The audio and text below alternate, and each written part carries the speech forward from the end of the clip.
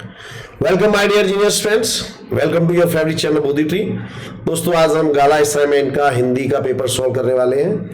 आज हम हिंदी का गाला असाइनमेंट का पेपर नंबर 2, इसका हम सेक्शन सी देखने वाले हैं। So it is going to be a very very interesting for you. पहला है कहावत का अर्थ स्पष्ट कीजिए। मुंह में राम बगल में छुरी, यानी कपटी व्यक्ति। इसका मतलब समझिए, ऐसा व्यक्ति ऊपर से देखने में विनम्र होता है लेकिन अंदर से कपटी होता है। वनस्पतियों के अध्ययन का शास्त्र, तो उसे कहते हैं वनस्पति शास्त्र, इंग्लिश में कहते हैं बायोलॉजी। संधि छोड़िए, तृष्णातुर, तो तृष्णा धन आतुर, ये इसकी संधि है। और इसकी संधि जोड़ना है महाधन उत्सव, तो क्यों हो जाएगा महोत्सव। निम्नलिखित मुहावरे का अर्थ देकर वाक्य में प्रयोग कीजिए। को कलंकित करना, इसका मतलब होता है माँ बाप के नाम को बदनाम करना। जैसे रावण ने कोक को कलंकित कर दिया। किसी भी, जैसे आप लिख सकते हो कि आतंकवादी उनकी माताओं की कोक को कलंकित कर देते हैं। अगला है विरोधी शब्द जटिल, इसका विरोधी होगा सरल। समर्थन का विरोधी होगा विरोध। और पर्यायवाची मतलब वितान, वितान का मतलब होता है तंबू। जलेदी का मतलब होता है समुद्र सागर। भाववाचक संज्ञा बनानी है निखरता, तो उसका होगा निखार। छिपना, इसका होता है छिपावट। कर्तवाचक संज्ञा बनानी है तो विज्ञान का होगा वैज्ञानिक। शिकार का होगा शिकारी। समास को पहचाना, जीव जंतु, तो यदि आप समास का विग्रह करो, बीच में और शब्द आवे तथा शब्द आवे तो हो जाता है द्वंद्व समास। जीव जंतु, तो इसका होगा जीव और जंतु, तो बीच में और शब्द आया इसलिए ये हो जाएगा द्वंद्व समास। अनुसंसाधन शाला, तो ये हो जाएगा तत्पुरुष समास। अनुसंसाधन की शाला, तो जब बीच में का की ऐसा आता है तो वो हो जाता है तत्पुरुष समास। विशेषण बनाना, जर्जर जर्जरित, प्रकृति प्राकृतिक। अब सेक्शन डी है। निम्नलिखित संक्षिप्त टिप्पणी लिखिए।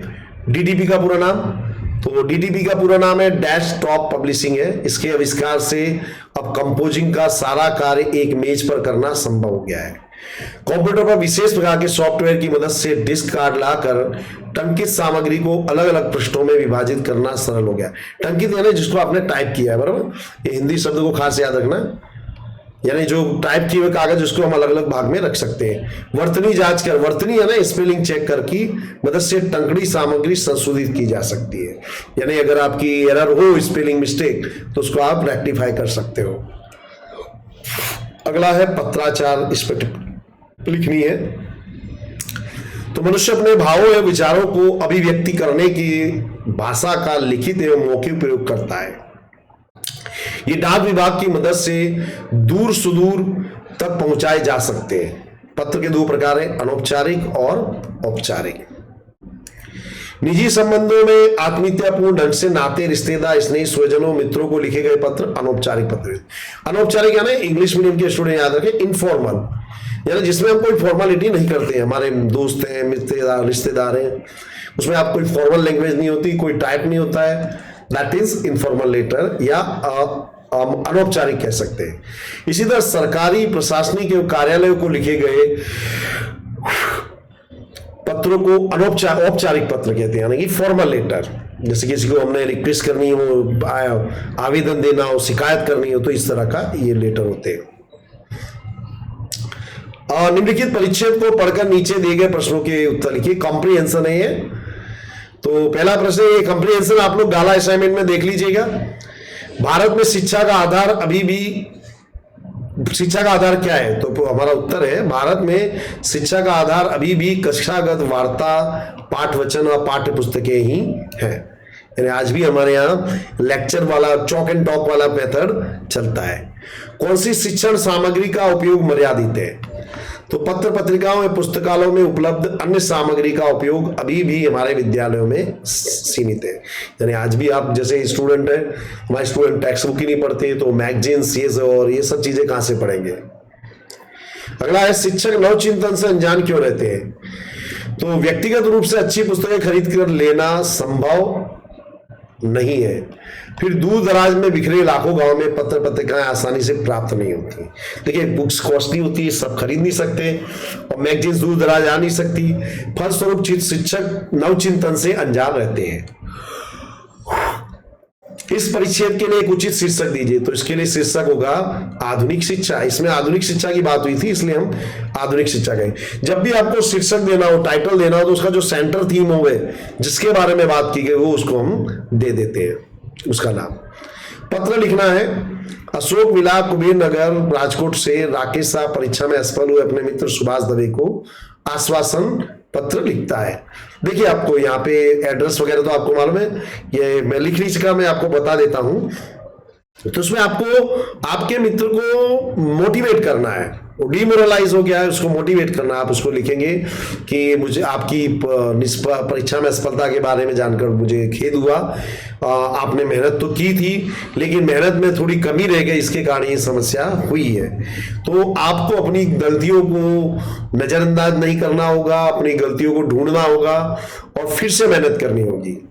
उसमें आप मोटिवेशनल कविता भी लिख सकते हैं कि मेहनत करने कोशिश करने वाले की कभी हार नहीं होती, लहरों से डरकर नौका कभी पार नहीं होती। इस तरह से मोटिवेट करके आप उसे लिखिए। कहानी बतानी है। एक बकरी का बच्चा, मैं बताते जा रहा हूं, आप लोग ध्यान से सुनिएगा, आपको जिंदगी भर याद रहेगा कि एक बकरी का बच्चा था, वो प्यासा था तो नदी के किनारे पानी पीने गया। तो उसने वहां पर एक भेड़िए को देखा, जो भेड़िया पहले से ही पानी पी रहा था, और भेड़िए के मुंह में पानी आ गया। तो उसने बच्चे को खाने की इच्छा हुई, तो उसने बहाना बना करके बच्चे को खाना चाहा। तो उसने कहा बच्चे से कि तू मेरा पानी गंदा क्यों कर रहा है। तो अब भेड़िया जो था वो आगे की ओर था, उसके बाद मेमना खड़ा था, मेमना यानी बकरी का बच्चा। तो उसने कहा कि पानी का बहाव तो आपकी ओर से मेरी ओर आ रहा है, तो मैं पानी को भला कैसे गंदा कर सकता हूं। इस पर सियार हकबका गया। फिर सियार ने अपनी चाल बदली, उसने कहा तूने पिछले साल मुझे गाली दी थी। तो उस पर उस मेमने ने कहा मैं तो अभी 6 महीने पहले ही पैदा हुआ हूं। तो इस पर भेड़िया ने कहा कि तू अच्छा तो तेरे बाप ने गाली दी होगी। ये बोल करके उसने बच्चे पर हमला किया, बच्चे को मारकर खा गया। तो इसका बोध होगा कि जो दुष्ट लोग होते हैं कभी भी अपनी दुष्टता छोड़ते नहीं है, वो अपनी बात को बनाने के लिए हर तरह के दाव पेच आजमाते हैं। यदि मैं परीक्षक होता, परीक्षक यानी परीक्षा ले, विचित्र कल्पना, परीक्षक के गुण में कैसा परीक्षक ना होता। तो देखिए परीक्षक यानी एग्जामिनर, तो देखिए अब इसमें आप अपनी इमेजिनेशन डाल सकते हैं कि यदि मैं परीक्षक होता तो लेखित के साथ साथ दूसरी योग्यताओं की अलग अलग तरह से कसौटी लेता, व्यक्तिगत परीक्षा लेता, इंटरव्यू लेता। इंटरव्यू सिस्टम होते नहीं एग्जाम में, जिससे मुझे व्यक्ति है, जो विद्यार्थी है, उसके आंतरिक गुणों की मुझे बात पता चलती, और मैं मौलिक उत्तरों को अधिक महत्व देता। मौलिक यानी जो विद्यार्थी अपने मन से लिखते हैं, मैं रटे रटाए उत्तरों की अपेक्षा मौलिक उत्तरों को अधिक महत्व देता। मैं विद्यार्थियों को मौलिक उत्तर लिखने के लिए प्रेरित करता, और मैं कभी भी उतावले पेपर चेक नहीं करता। और इस तरह से आप मतलब उसमें कि आप बना करके इसमें बहुत कुछ लिख सकते हैं कि आप क्या क्या कर सकते हैं। ओके, तो यह हमारा सेक्शन है पूरा हो रहा। Thanks friends, thanks for watching, have a very nice day.